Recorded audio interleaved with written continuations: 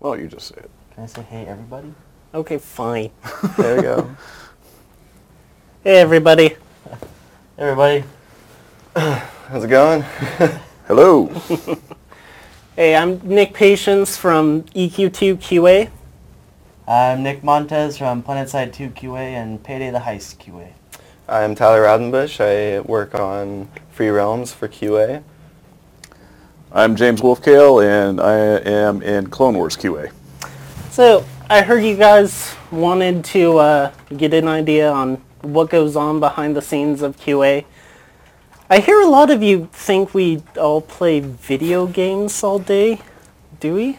That's definitely not true. Sometimes. Yeah. I hear a lot of Microsoft Excel going on. Mostly it's a lot of Microsoft Excel, a lot of Microsoft Outlook. What's your high score in that? I had 300 yesterday and that was just an email. Oh. I don't think I could ever beat that score. Yeah, no, we don't play games all that often. We do a good bit. There's a big difference between playing and testing games. That's why I tell a lot of my friends that ask me about it. But yes, there's lots of spreadsheets and lots of email that goes on between QA and development. Yep. And Notepad, I'd definitely say, is your best friend all the time. Oh, yes. Unless you want to go through a ton of sticky notes, Notepad. Now, whose desk has the most sticky notes, I wonder? I have one. Wow. I'd have to call out I think you Robert. got me beat. Keep everything on a notepad on the side.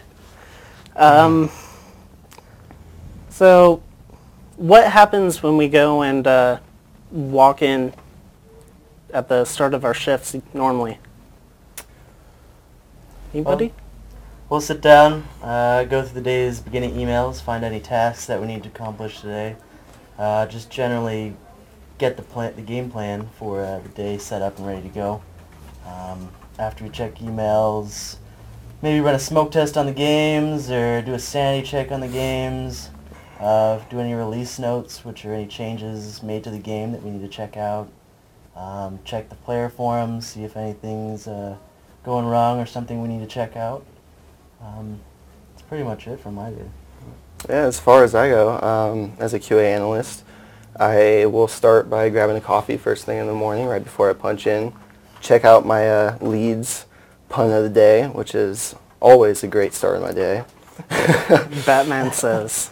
Yes. And after that, I'll start monitoring live and checking player forums, player-submitted bugs via the game, and wait, I guess, until we get new updates from the developers as to what we can test, new content or fixes, whatever's going on at the time, and go from there until we wrap it up at the end of the night. Yeah, my day's pretty much the same. I'll check emails. A lot of times developers will, they'll stay late like during crunch time for an update or before a game launch. So there'll be a lot of bug fixes or new release notes that we have to verify that morning. But yeah, I'll check the player forums, and believe us, we do pay attention to what you guys post on the forums. Oh. And just bugs that you guys submit through the games. So keep it up. And after that, I'll have a bowl of cereal, and yeah, we'll get to work. Don't forget the push-ups and the jumping That's jacks. that's you guys. That's you guys. Really? You guys don't do that? No, No, a couple of guys I think that's just EQ too. Well, we do have those two nuts. I've heard from a lot of testers about concerns with testing time. How often or how long in advance do we start testing things? Well, usually as far in advance as possible. And when something's ready to test, we like to take as long as we can to look at any kind of new system that we get. Things can take anywhere from 5 to 10 minutes to 200 plus man hours to check out when we're testing things. it all depends on the scope of the system, how big it is, how big the changes were, what was implemented, what it touches on the game, if it's just a couple items or if it's a big code change that's going to affect the base of the game. We're just going to be a little bit take a look at everything. So. Or we try to. Yeah. Definitely our job to try and figure out what the players are going to do, how a player is going to exploit different systems, and we try and get into your minds, figure out everything that you're thinking, and then do it, see if it breaks. I remember one case, one of the devs beat me to it during the Free Realms dance-off. I was trying to dart in and drop a Rickroll boombox in front of everybody. I was a bit bummed out that the devs put some blockers on that. I really wanted to Rickroll some kids. Yeah, and I'd say a big one is we never really spend, I'd even say, enough time testing a certain thing. When you think you've spent enough time on it, you'll come back a day later and take a look at it and find something else new that you missed before. It's really just always about retesting things, even if in the next build they're okay, or it changes every build. Everything changes, and we got to make sure we look through everything. So you definitely need fresh eyes on everything all the time. Now, few times we get in Rodson, I know just earlier we were looking at some animations and we could see it bobbing up and down, but at different rates. It just got so ingrained in our mind that all we saw was something bobbing up and down on the screen. We couldn't even tell what it was anymore. Yeah, a lot of times when you're focusing on just one key aspect of whatever you're testing, you totally leave out some other things that might be very apparent right in front of your face, and you won't even realize it until you come back another day and look at it and you're just like, how did I miss that? But generally we do a really good job of making sure everything looks good before we put it live. Mm-hmm. So what can anyone tell us, or can any of you tell us what skills we employ during testing? For starters, I'd say a lot of negative testing. Everything we do, we try to, break it the best that we can. It tells you to do one thing. Well, let's try doing the opposite. What does that do? And that's generally the starting point of what we base most of our testing off of. Definitely a good eye. A good eye for anything that's out of place, whether it's floating objects, textures stretched everywhere, a weapon not working. Definitely a good eye for detail is something that's definitely one of the most important things to have. And the willingness to just sit there and stare at the game for 8 to 12 to 16 to 20 hours a day. Crunch time. There are definitely times where we have worked 7 days a week, 12 hours a day, and I it think can get a little beyond tiring. that. And I think, definitely beyond that. And you just got to focus and drink a lot of coffee, or a lot of Mountain Dew if you don't like coffee. And if you don't like coffee or Mountain Dew, you are doomed. I know from experience. Yeah, I've already had both of them today. So. Or Monster is another choice out there. Definitely anything to keep you going. One skill I actually found that has come in handy is, I actually graduated from college with a bachelor's in journalism, and believe me, when I did that, I never thought in a million years I would become a video game tester with it, but there's skills I've learned in that, just editorial skills, because there's so much text in these games that we put out, and I've actually been able to apply that fairly well, but that's actually kind of boring, so we'll move on. Well, hey, I went through my high school career as a staff writer for the newspaper. Yeah. It really helps. Yeah. So, anyone, not trying to promote journalism, but I am. Go to journalism school, And become a game video tester. game tester, yeah. It's a direct path, I swear. I know a few of our players want to know what happens when a player bug gets submitted and why they don't hear any feedback. Can anyone shed some light on that? I can definitely start on that one. With player-submitted bugs, generally the hardest thing for us is knowing exactly what you're talking about, because you will say, so-and-so is broken, but you don't say where or... Yeah, it's tough when we're working off of it's broken rather than, a certain aspect of this game at this point in time is broken, or just a little more detail is always really helpful. As much information as possible. Yeah. Where you were, what you were wearing, what you had equipped, what you were doing, what you did before that, what you did after that, who was near you, what were they doing. Any bit of information will help us find those bugs and track them down a lot easier. And we actually write a lot of bugs from the player submitted bugs. A lot of bugs that we find, we have time. A lot of times we're testing in one specific area, so we don't necessarily get to every single part of the game all at once all the time. So you guys are out there playing, you guys are out there doing your thing, and you'll notice something that we may have missed because we're focusing on new content or new updates or something. And it's always helpful when we can go in through the player bug database, find an issue that we may have missed, and get that fixed over to you guys and get that on the next update. Our little tester minions. Yes. Yeah. You guys definitely are part of the extended QA family when you're writing those bugs. Nice. Yeah, it helps a lot. A couple extra things I'd like to add in.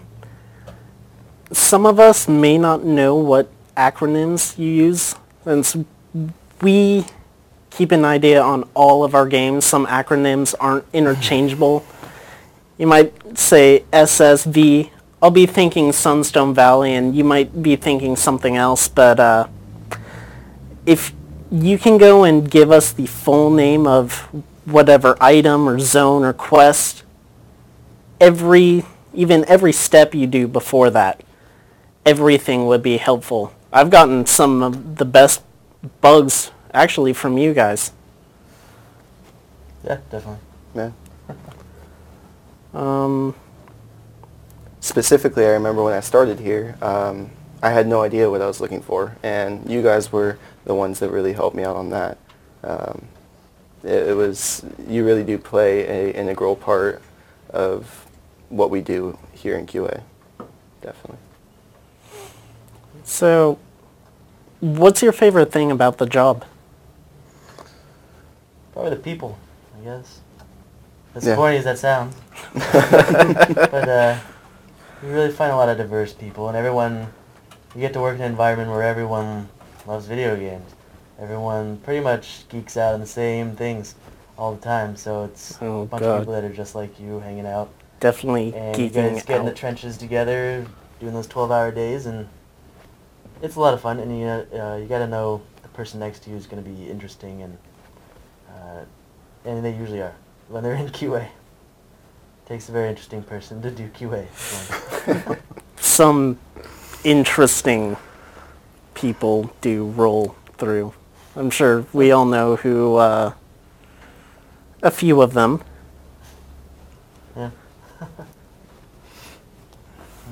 Let's see. What else do we got? Well, do you guys ever get bored of testing your games? I wouldn't say bored. I've been a loaded question. I've been working on Clone Wars for close to 2 years now. I wouldn't say I'm bored with it, but I'm Do you have every very, very familiar with it. Do you have every starfighter path mapped out in your head? Just about, yeah. Yeah, I hold a few speeder bike racing records, since that was one of the original things I was in charge with. So I don't remember if my Free Realms record still holds. I have a few. I think I have a few racing records on there. I almost beat yours a couple times. I have a couple of them on Free Realms. That close. In fact, I worked on Free Realms for about 2.5 years, and it was. I still like the game. It's still fun. It's just you always want new things, so it's always nice to get a new project, just like PlanetSide 2. So.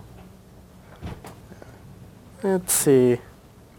Did you guys always wanted to be a game tester, or were you coming in here to do something else? Not at all. Like I said before, I never thought I'd be a game tester, but you know, the opportunity kind of presented itself, and it's a pretty cool place to be. Yeah. So. Yeah, I've always aspired to be involved with the game industry. I wasn't sure what my in was going to be, especially since I actually have not completed college. And getting a entry-level position as a QA analyst in the video game industry was really a big confidence booster. Just kind of showed that, you know, you don't have to have you know, a specific degree or requirement. You just gotta really have a true passion for it and take it from there. But if you work hard at it, it's very rewarding when you finally get into what you want to do. And for me, that was video game industry. So yeah, it's... One extra thing to add on, grammar and math definitely helps. Yes. True. You really want to stay in school and do well, even for video game testing. Mm-hmm. I know for me, I hate math. But Well, that's just me. Yeah, but, well, we got calculators. Yeah, see, we have calculators. Even on your phone now, you can have I a will calculator on your say I phone. have to like use like a lot of just weird math stuff that I never thought I would have to use again. You know, that I learned in like yeah. calculus, and I have to like, okay, how do I figure this out? And I ended up just Googling ultimately because I can't recall it. But Yeah, I definitely stumbled around for my jobs before I came here. I've been playing video games since I was old enough to hold a controller, but I always thought you had to be, I don't know, you had to go down a certain career path or be certain kind of smart kid or something, or, you know, definitely didn't think that video games was a possibility for me, and just kind of stumbled into it, and now I really love it. It's definitely the vocation I would choose. Do you guys ever get that whole you playing video games will never amount to anything from your parents? Definitely. Definitely, I was told to go outside numerous times. Yeah, You're I remember my dad saying, go play outside. I looked at him like, just shocked. What am I supposed to do outside? I have this. And you know the funny part is, my dad, he kept pushing me, go outside, go outside. And then he first got the job at SOE and said, hey, look at all this cool stuff we're doing. And then he got me a job. I didn't know your dad worked here. Oh yeah, he was a senior AV producer. But it's always amusing how that happened. I never stopped giving him trouble for that. So how do you get a job? Craigslist. That's how I got mine. Same. Believe it or not, there are hiring sites too. There are agencies that you can go through. Wired Talent is one that I went through. And what, Nelson Staffing as well? Yeah. Yeah, I'm Wired Nelson Talent. Staffing, Wired Talent. Yeah. SOE. It also helps to be in I've found that there's sort of hotbeds for game development around the United States. Here in San Diego is definitely one. Austin. Yes, Austin. I heard Raleigh has a big one too. Yeah. Seattle. Seattle. The one with Valve and everything. Montreal has a few. Yeah. Yeah. Boston. But as with any job, we want to show that you really want the job. I know there have been some interesting stories of what people have done just to work here. A lot of people moving from out of state. Definitely seen someone move from across the country to work here. I think they did that in a day. Or was it 1 or 2 days that they did it? Yeah. I do remember putting my resume together for this job, and I had a friend who worked here before it, and before I submitted my resume, and they were kind of giving me feedback on it. And it was just so counterintuitive to all the other jobs I was applying to at the time, because the last thing you want to put on like a normal resume is that you play video games all the time.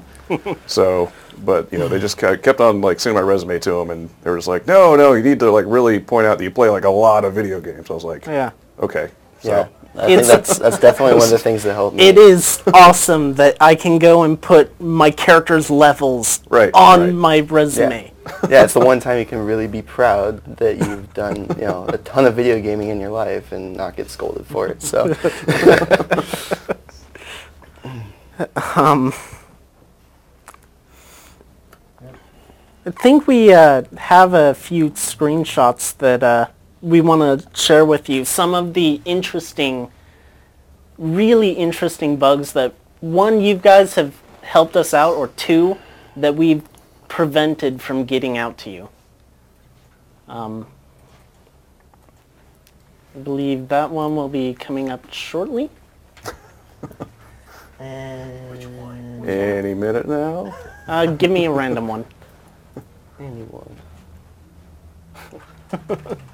Oh, trust me, there are some really interesting ones. This one is really amusing. We were just playing around in EverQuest 2. Yeah, as you can see, it's a human male with his ponytail, and as we were dancing around, I decided to go backwards and noticed he suddenly had a horn coming out of his head. Wow. What's he writing there? Looks. I believe that was one of the shadow mounts, and Okay, yeah, there's Tyler this one can right tell us here. this. Yeah, Thanks, this Tyler. one was a great one. This was Free Realms. Basically, anytime you would go to kick or dodge when you had possession of the ball, you would turn temporarily into a rainbow leaf tree. Yeah, it was pretty funny though. It's those Rob Goblins. That's what it was. Yeah, pretty much. Rob if Goblins. it's not gnomes, it's Rob It's Goblins. always the Rob Goblins, but they made it in here somehow, and we got that resolved. But definitely I an thought interesting I one. saw a Rob Goblin in the background. Maybe that was why. We got another EQ2 one. I remember this one because it was coming out. We noticed this right before the little mount there got released. And everybody yelled, "Hold up, what is this?" And you can see his head's going through the bars. It was really amusing, and it in for a little while. There's a little better shot of it. I love how his head's just mounted on the thing. Can we That is a horrible car accident. can we have that as a hood ornament? Who do I need to talk to try and get that in?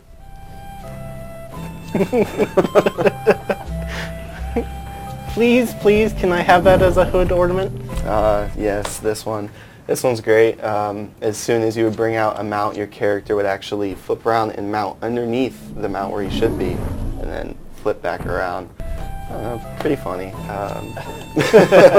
Yeah, I'm not sure what could go wrong there to cause it, but Oh, I know there are several variations of that bug that have come up within the year and a half that I've been working here. He made his dinosaur mad, so his dinosaur decided to use it. Yep. Don't ask me how we got back up though, because those dinos are pretty strong. It's a magical place. This one, I don't see love this anything one. wrong with that. That looks perfect. Yeah. This one actually cow came at the from our players. Now that was a, I love the helmet, 'cause you can see at the bottom it looks like a Darth Vader helmet with tusks on. When you put it on Sarnax, just pure white. Feature. Yeah, that's what I thought. But yeah, there was definitely a problem with this one. That got bugged pretty quickly once we saw it. I just love that Darth Vader one. Oh, this one. We nicknamed this one the parasailing bug.